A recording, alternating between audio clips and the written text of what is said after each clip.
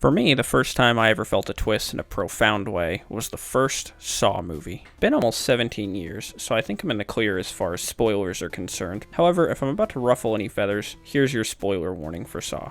At the end of the movie, the serial killer that the film focuses on is revealed to be on the floor of the room that you spent a lot of time looking at. He was playing possum, to get a better look at his subjects, presumably. Now, some of you here might be thinking, why is he talking about Saw? I thought this was a video about Noita. Well, much the same way that a twist can leave you feeling shocked when it is born from a narrative, I think an even more powerful twist is to subvert a player's expectations. Let me back up a bit and explain what I think the impacts of twists are when it comes to movies and games. I think you have 3 levels of a twist. The first is when you're watching a movie and something happens to the character you're following. This is why I reference Saw. The twist in the movie isn't happening to you, but you still feel its effects because you were there with the characters who it is happening to. The second is when you are playing a game and the twist happens to you, the player, through the story. The best example of a game that pulls off this twist in my mind is Tangerine Tycoon. It mimics the style of Cookie Clicker, but upon unlocking a certain upgrade that you just think will produce more tangerines, you end up causing a disaster. The game shifts from being about creating more tangerines to undoing the evil that you set in motion. It's an interesting concept for a Flash game, and it's always going to hold a special place in my heart for pulling something like this off so well. The third is something a little bit harder to pin down. It still happens to the player, but it impacts you in a way that's separate from the story. This is how Saw relates to Noita. Saw pulls off a very clean example of a plot twist, and Tangerine Tycoon pulls off a plot twist, but through a different medium. Noita pulls off this third kind of twist that I think exists, and for the purpose of this video, I'm going to refer to it as a gameplay twist. It's something that shifts your view of the game from the moment you figure it out. You start to look at things differently. You see the perks in a different light. You pick up wands you wouldn't have otherwise picked up before you realize this crucial detail about the game. And the most important thing, in my opinion, your goals for what you want to accomplish in this game change as a result of finding out this information. You can unlock every achievement in Noita and still not fully understand the twist and its implications on the game. Displayed here is the Steam store page. Before you watch the rest of this video, I would highly recommend you play it and try and experience this twist for yourself. The game is something really special, and I think you're doing yourself a disservice by not experiencing what this game has to offer firsthand, spoiler-free. Now, with all that out of the way, we can get into the rest of the video. First things first, I think I should give you a little bit of background on roguelites. I believe the year was 1980, somewhere around there. There was a game called Rogue, and people liked it, so people made more games like Rogue. People started calling them roguelikes. Then people made games based on those games with more accessible gameplay elements, stuff that made it easier. They were less punishing, but held on to random dungeon generation. Essentially, they were easier versions of the Rogue clones. People called them roguelites. And I think most people, very fairly, would place Noita in that camp of a roguelite. Though that's not to say it's easy, it's just that Rogue and its contemporaries are brutally difficult. Dungeon Crawl Stone Soup comes to mind for me. I personally think that it's a good genre. There's a lot of variance because of the random elements, and I think it makes for an interesting gameplay experience through multiple playthroughs and attempts. I've played a few of these games for a little bit. A lot of them have progress that carries over run to run, and while Noita does have progress like this, I don't think it's worth mentioning until later, so we'll loop back around to Noita's form of progress run to run later. I think something the genre executes beautifully is making the player feel like they're growing more powerful as they play through. Next, I want to look at how Noita makes you feel stronger as you play through it. But first, let's get another game as a point of reference. We'll use another roguelite that I'm quite fond of.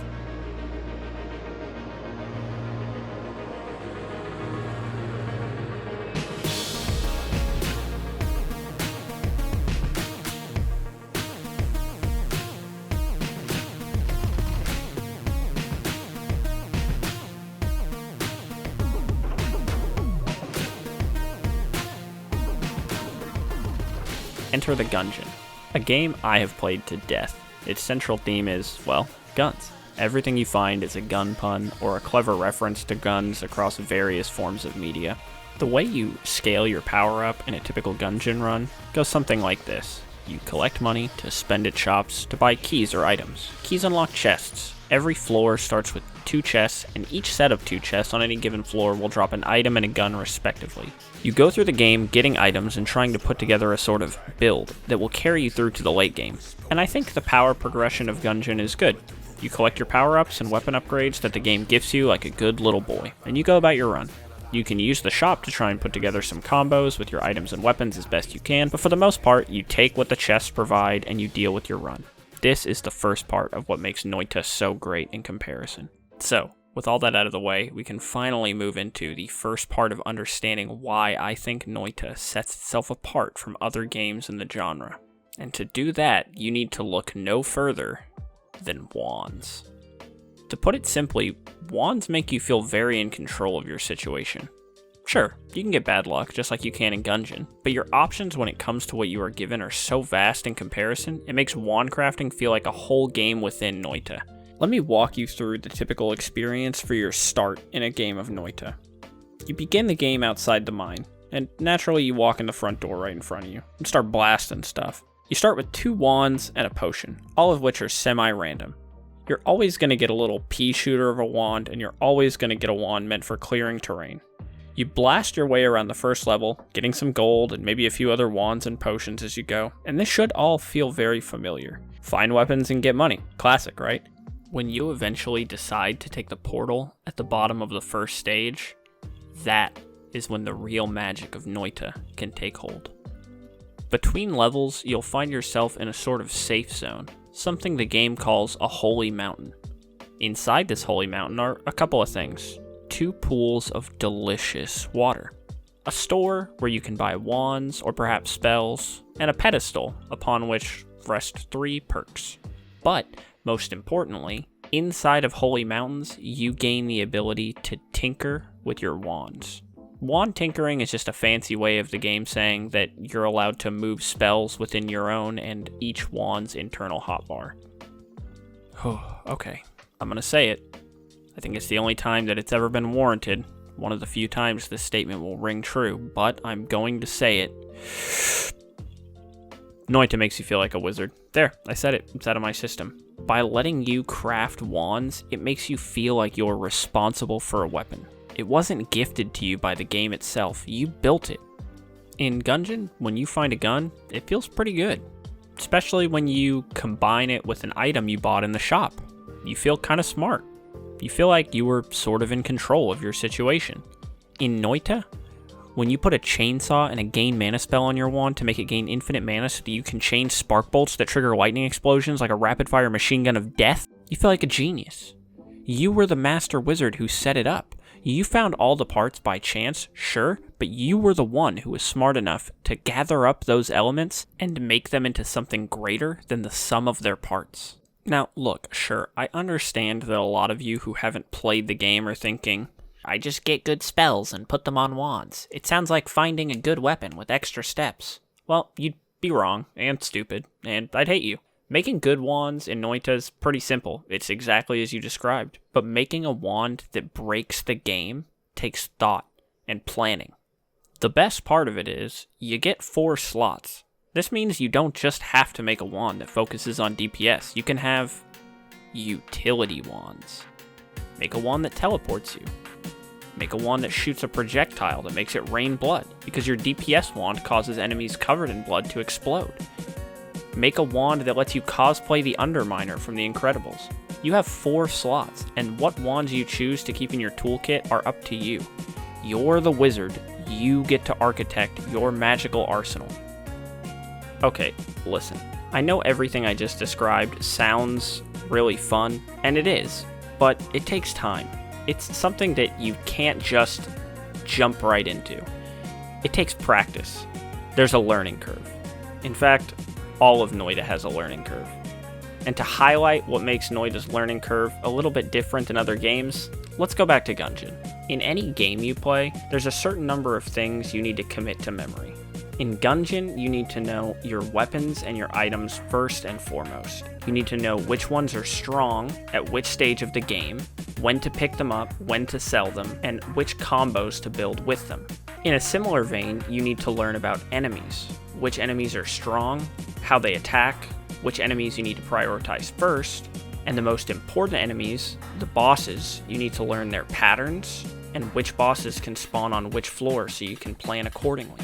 If you commit all of these things to memory, independent of your mechanical skill, it will be much easier to advance in the Gungeon to subsequent floors.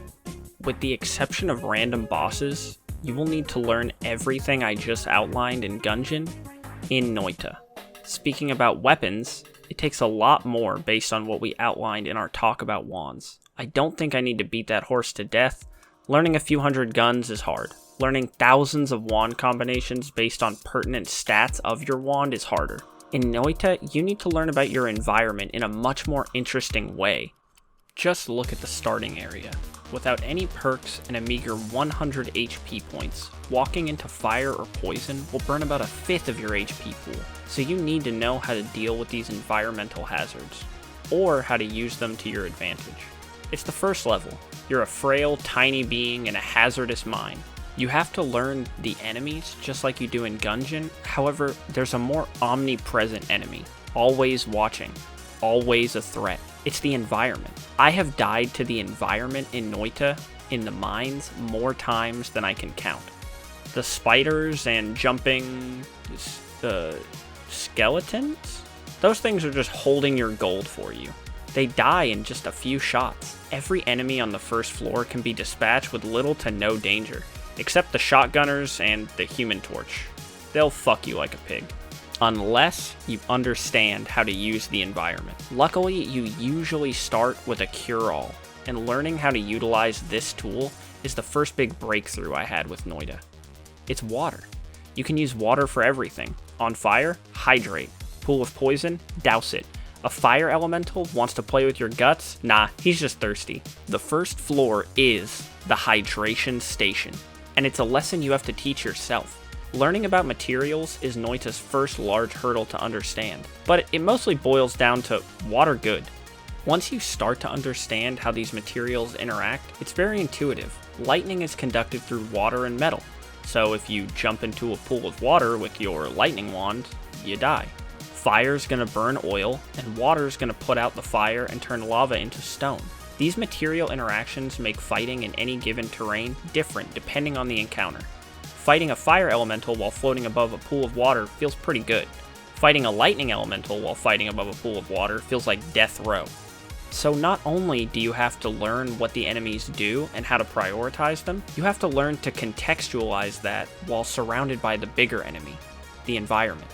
The next part of the learning curve is learning that Noita isn't fair. You can get one-shot by a myriad of things without warning. If you get caught in the water while someone's shooting lightning at you, well, you're dead. If you shoot a propane tank that's hidden in the snow, you're probably dead. Step into a single drop of polymorph potion? Oh my god, you're a sheep with wings! Just kidding. You're dead. In Gungeon or Isaac, the game feels very fair. You get hit by bullets coming at you because you put yourself in a bad situation. In Noita, you have to become strong enough by the third stage onward, or you will be crushed by the weight of the unfairness. This on its face sounds pretty unfun. It's pretty much the antithesis to one of my favorite game series of all time, the Soulsborne series. A lot of people say you get hit in that game and it's completely your fault and fair, and that's what makes the game good. My argument for that would be that in Noita, you can punch right back by being unfair yourself. You can climb your way to the status of a magic-wielding god. I can understand not enjoying something like this and wanting an experience to be more balanced. There was a point in my playtime where I felt the unfairness was wholly bad. However, now I feel that overcoming the struggle of unfairness makes for a rewarding enough experience. Even though the imbalance is something I typically wouldn't advocate for, I do think Noita makes it work. Again, we are going to pivot back to Gungeon as our point of reference to understand what it means to advance in a roguelike game. When you play a standard run of Enter the Gungeon, you descend one floor at a time and fight a boss at the end of each respective level. There are of course some additional floors and secrets, but without getting stuck in the weeds, Gungeon operates on a level-to-level basis. Floor 2 is more difficult than Floor 1, and so on until you make it to the end of the game. Very cut and dry, but not bad. You beat the level the game throws at you, and then you walk to the elevator and head to the next level, and you do it all over again. This is good, this is simple, this is the formula. Noita is similar. You descend to the bottom of any given level where you are teleported to a new area. It's a little bit harder with slightly better loot. You do this a few times until you make it to the last boss of the game, and then you win. Except, what if I told you the game was fooling you? What if I told you all these times you've watched me teleport around from stage to stage, I was actually being teleported around on the same map? This isn't something the game ever really shows you, or tells you about. You get to a black screen and you're in a new area. Of course it's insular. What do you mean? How could I be on the same map? And finally, what if I told you that beating the last boss of Noita just sort of acted as the tutorial? Everything I've described thus far has just set you up to finally play the game. Most people don't think to just walk left or right at the start, or if they do, they hit a wall and they give up because they can't fly over it and they think that it must be off limits. Remember when I said that Noita did have a sort of progression that carries over from run to run? It's in the form of items called Orbs of Knowledge. When you pick them up the first time, they grant you an additional spell to the pool of random spells that can be placed on wands or in shops. Every time you pick them up afterwards, they simply increase enemy health as well as your own. But these orbs are very out of the way, and there's only a handful that anyone really reaches in a regular playthrough without actively seeking them out. Here's a map that a regular Noita player sees. Here's the full Noita map.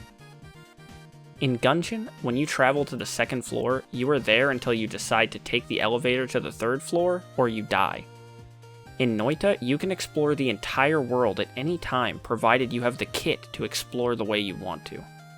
Noita is just loaded with secrets and places to explore outside of what I would call the regular game.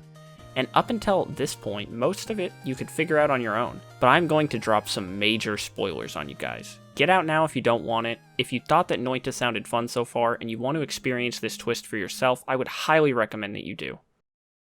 Okay, get this. You can go to the fucking moon. If you can build a wand that has sufficient recoil, you can fly your way through the Cloud City and end up on the moon. Bringing special items to the moon unlocks secret endings and really powerful spells. I just wanted to get that out there. You can go to the moon. The fucking moon. Once you've explored the entire map, you might be compelled to dig through the walls on either side of the map. You'll eventually be greeted with a new kind of stone. It hurts you when you stand even where it used to be. If you keep digging beyond this rock, you'll pop out on the other side of the map. Well, not the map that you just explored, a new map. These are called parallel worlds. You have just dug into a randomly generated Noita map, but this time, some of the landmarks are missing, and the orbs of true knowledge have been replaced with orbs of corrupted knowledge. I'm going to leave most of the exploration in this game up to you guys. I don't want to get lost in the sauce of explaining how exciting some of the things you can find, but I will say this. I think most of the fun in Noita is this exploration, this game outside of the game. In Gungeon, you make an overpowered build so you can hope to beat the Lich. In Noita, when you get an overpowered build, this is finally your opportunity to see what lies outside the tower. The big twist of Noita that I've teased for this whole video is that you're not stuck in this rigid game. When you put together a broken build, you can journey to the four corners of your world or the other worlds and fight what are essentially the gods of this realm.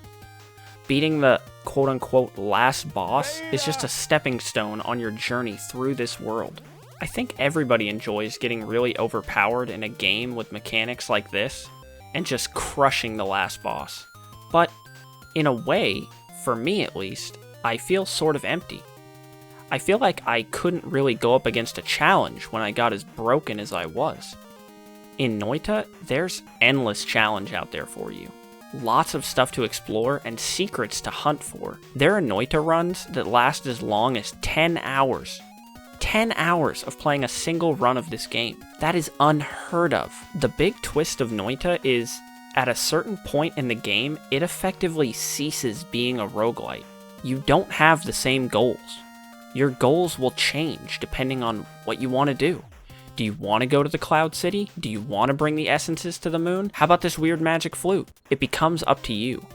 The focus is no longer around the last boss. The focus is whatever you want it to be. You can explore as far in either direction as you want.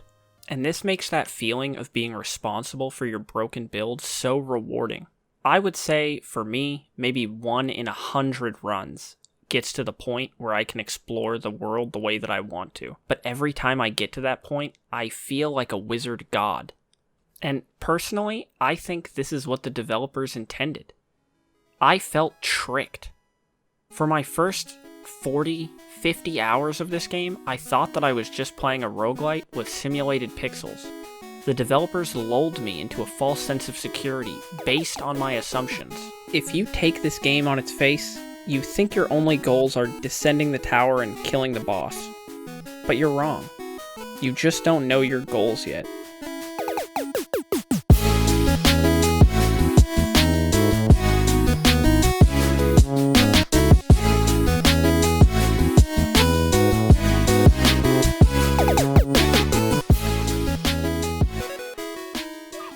Noita is a good game.